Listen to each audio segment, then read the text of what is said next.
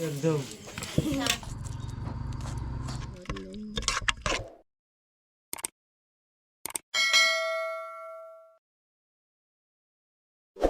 ว่าสิพิการนะคืนนี้แต่พ่นน่ะบ่เศร้าเลยนะจนสอดแจ้งพ่นเศร้าตกไปบ่ได้มื้อนี้บ่พางก็สิออกให้อีกออกสักให้นะเฮาก็เอาเสียมและสักเดี๋ยวบ่พางก็สิท้ายให้พ่อแม่พี่น้องได้เบิ่งอีกนะ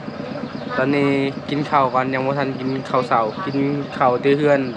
ฮอดปุ่นก็เฮ็ดเวียกเลยนะให้เพิ่นพยายามมองได้ปลาสกาง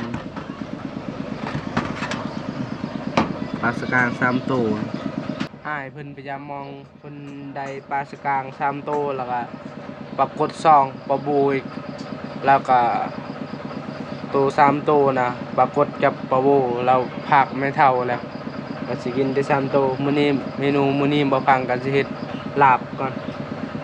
ดนแล้วบ่ได้กินปลาดิบๆนะก็ขออนุญาตเด้อพ่อแม่พี่น้องอีสาวลัง สบายดี ฮอดเทือนฮอดซ่านก็ออกให้ออกสวนเนาะไอ้สาวลังเอากินเนาะเดี๋ยวฟังเฮ็ด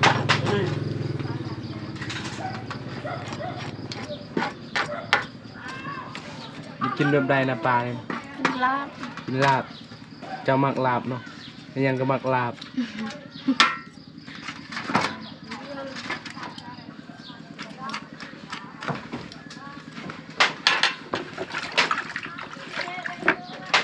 เสียดายนะคืนนี้นะ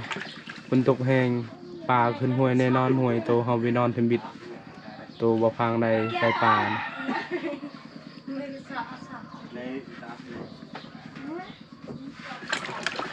ก็บวงขูดอีกบวงขูดแล้วก็ล้าง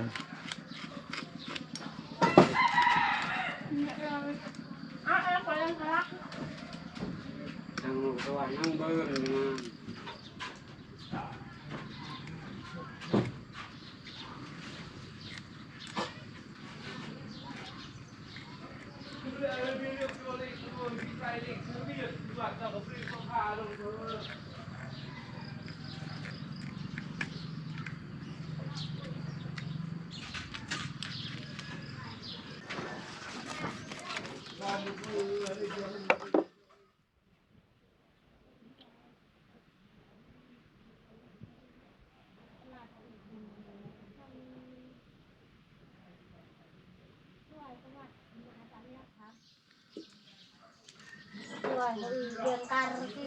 เรียงทางที่กว่า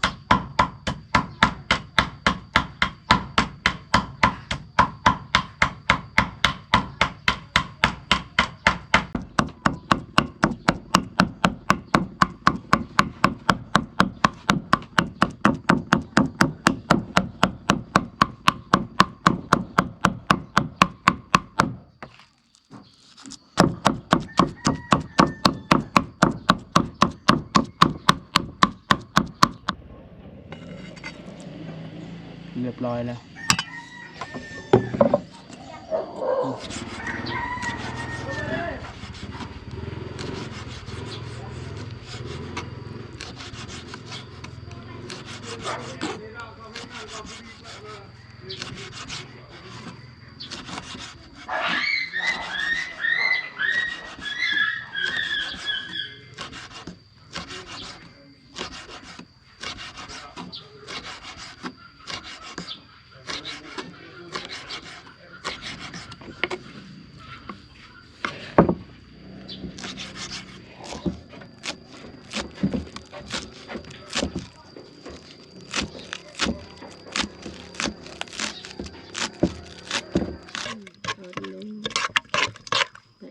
ยาวไวจ้ะ เรียบร้อยแล้วลาบปลา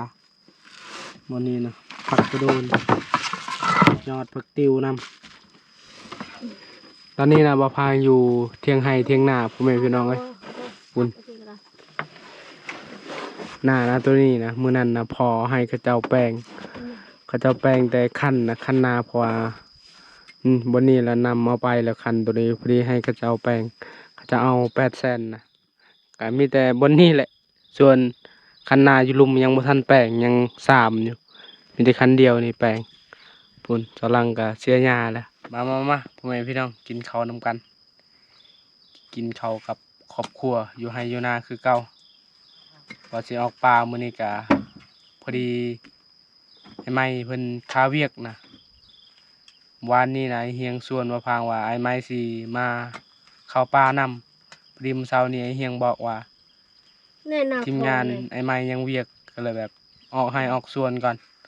ถ้ามื้อใดว่างก็บ่พังก็สิออกป่านะเห็น FC แนะนำว่าไก่ป่าบ่ให้ยิงลูกมันอันนี้ต้อง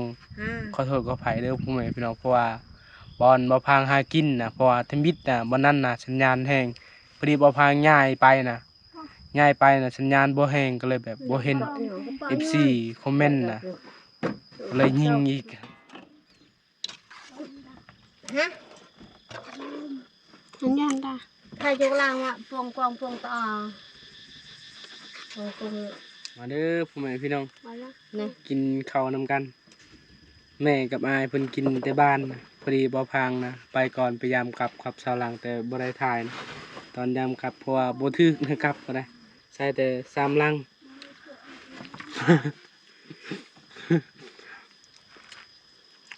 แต่ละตีนปั่นเนี่ยก็นี่เปาะย่วงจู่ย่วงกระปะนั่นไปเป่าเปี้ยเดินมันเอามาเป่าฉลามเป่านี่ปูนเล่นนี่เป่าvừa đọ mà nắngให้nó ơi hai bìa ป่าbạt anh này khăn bìa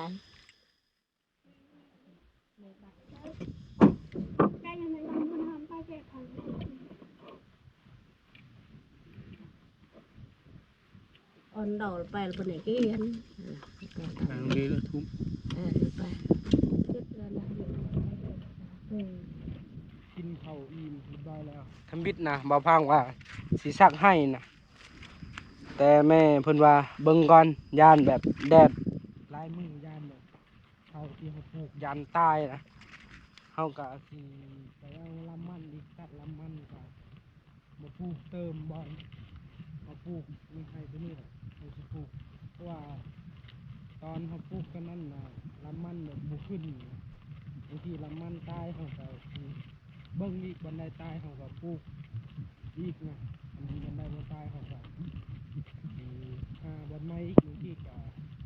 เบี้ยหญ้าเฮ็ดนั่นเฮ็ดนี่ก็เป็นนี่แหละเฮ็ดก็เล็กๆน้อยๆแต่ก็บ่เบิดง่ายดอกเปียกมื้อนี้กำลังเกิบก็ขาดเลยบ่ได้ใส่เกิบซ้ำเมื่อจังซื้อใหม่อีก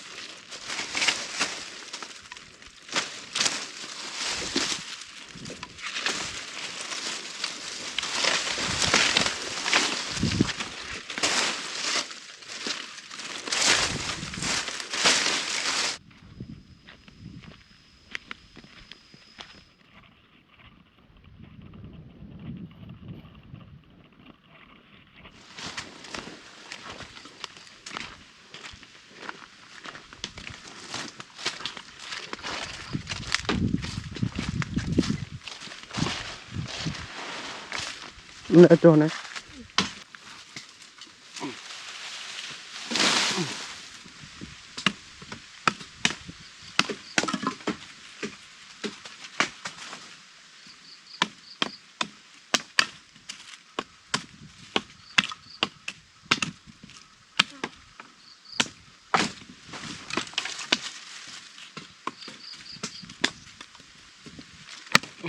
ได้จอยยึงนำมันเพียง cái đồ tập có thể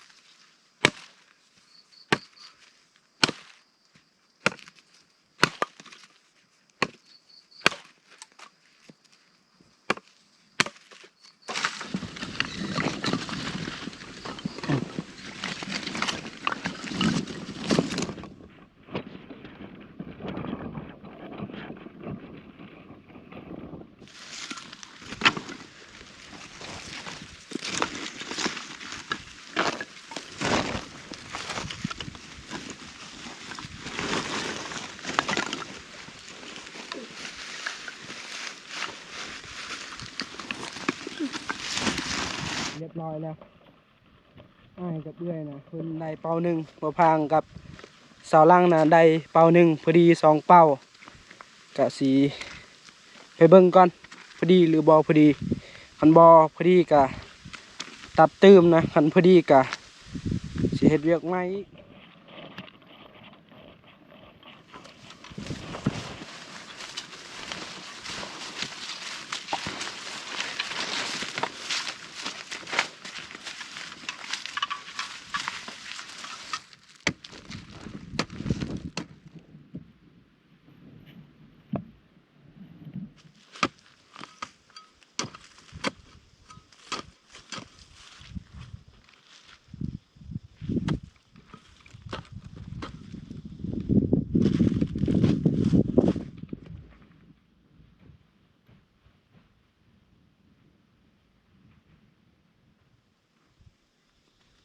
เกือบก็บ่ได้ใส่โอ้ยเอาเกือบเนี่ยพุ่น ถึงหน่อยตอนเป็นไซ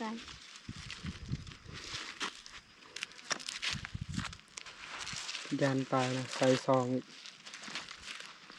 ตัวนี้นะตัวเก่าตัวนี้มันตายแล้วมันบ่ได้เกิด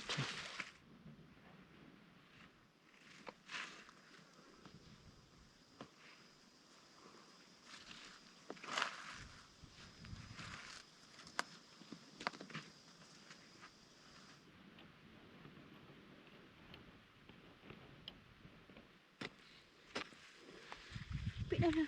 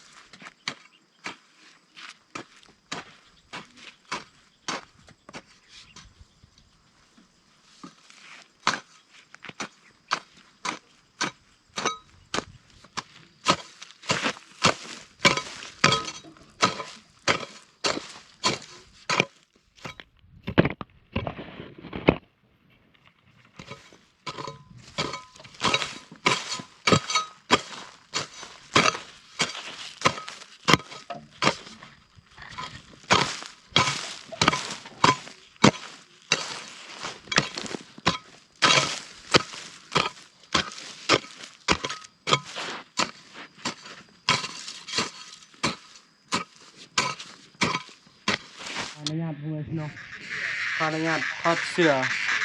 หากมาแต่ไปหากินนะไปจับเขียดตะบาดแต่บ่ได้นะได้ตัวนึงเขียดผมมีแนวกินฟรีบ่พังพ่อจักรจันทร์นอนบอลไม่ติ้วนะฟรีบ่พังใดนี่คุณนะคุณเก็บบ่เบิดซ้ำเพราะว่าบ่พังนะไปคนเดียวตอนหลังให้เพิ่นอยู่เฮือนมีบ่พังออกไปจับเขียดฟรีพ่อจักรจันทร์เดี๋ยวบ่พังสิทายให้พ่อแม่พี่น้องได้เบิ่งอีกว่าสิลายซ้ำใดนะเพราะว่าตอนนั้นนะตอนบ่พังจับนะบ่พังบ่ได้เอากองไปพอดีลายลิเต็มนะเหนียวมันน่ะคือฝนตกนั่นแหละต้น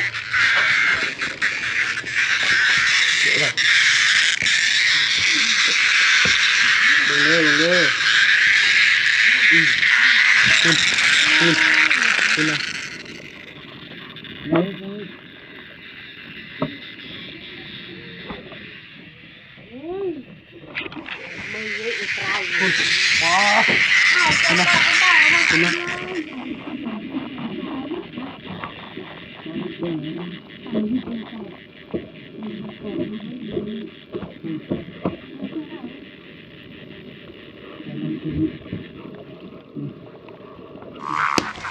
ได้ประมาณเทนึง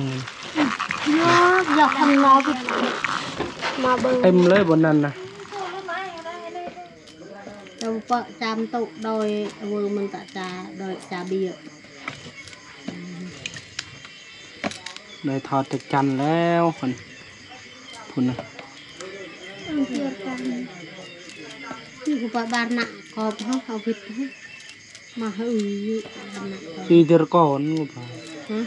ปีเดอร์ก่อนโอ้ยเตี้ยกันเลยอันหูกัด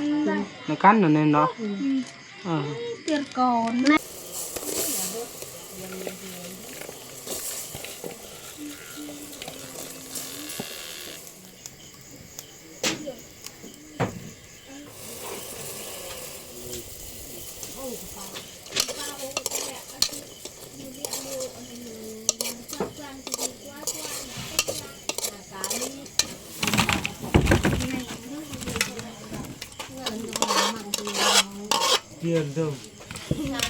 เรียบร้อยแล้วฮะสลังแกงหน่อไม้แล้วก็ตำหน่อไม้นะมีพิเศษก็คือจักจันคุณนะมาเด้อพ่อแม่พี่น้องกินข้าวกับครอบครัวบ่าวพางมาเตเวียกพอดีกินข้าวทำกันเดียวเลยจวดเนาะนี่ให้เอาเกลือให้ร่างชาคุณเลยนะ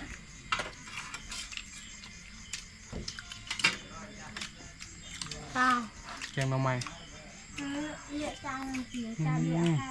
มาเริ่มมากินข้าวกันเสร็จบ่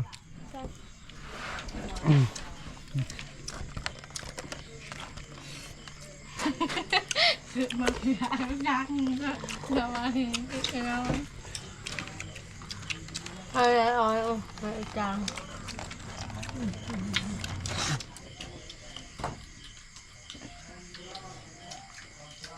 จะทำเพื่อแบบกลุ่มร่างเชื่องานเชื่อบังถ้ามันรู้ได้กลุ่มจะบังเงาะจะดูนเงินละจ้างกินข้าวอิ่มเรียบร้อยแล้วกะสิพักผ่อนนะมื้ออื่นกะสู่เวียกสู่งานใหม่บ่าวพางนะน้อยใจนะเห็น FC คนหนึงนะคอมเมนต์ในซองบ่าวพางเพิ่นว่ากูละเบื่อเห็นคลิปใดก็มีแต่งูนะเห็นซองผู้ใดก็มีแต่งูเขาถ่ายลงอันนี้ก็ต้องขอโทษกับไผเด้อพ่อแม่พี่น้องไผที่บ่มักกินงูหรือว่าบ่มักคลิปงูก็เลื่อนผ่านบ่พังก็ได้งูก็อยากถ่ายให้พ่อแม่พี่น้องเบิ่งแหละถ่ายเล็กๆน้อยๆก็แบบนี้แหละพ่อแม่พี่น้องเอ้ย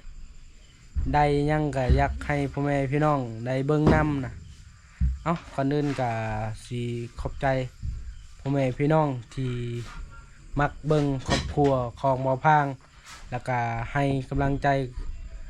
ครอบครัวบ่าวพางแต่สำหรับคลิปนี้ก็สิบ่มีหยังหลายก่อนอื่นก็ต้อง